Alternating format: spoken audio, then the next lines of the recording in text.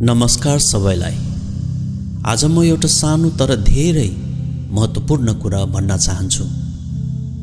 जीवनमा धनी बन्नु नराम्रो कुरा होइन। पैसा चाहिन्छ परिवार चलाउन, खाना खान, बच्चालाई पढाउन, राम्रो जीवन बिताउन पैसा आवश्यक हुन्छ।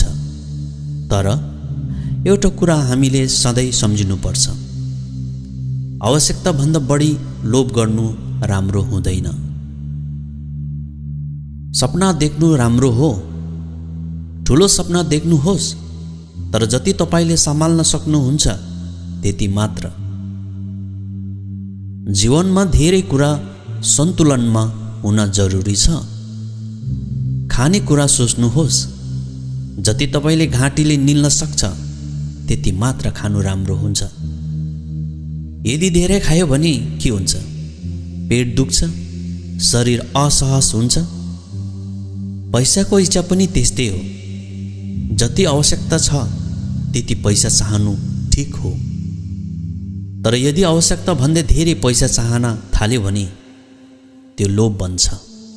त्यो लोभले मानिसलाई दिनरात दौडाइराख्छ। त्यो दौडमा के हराउँछ थाहा छ?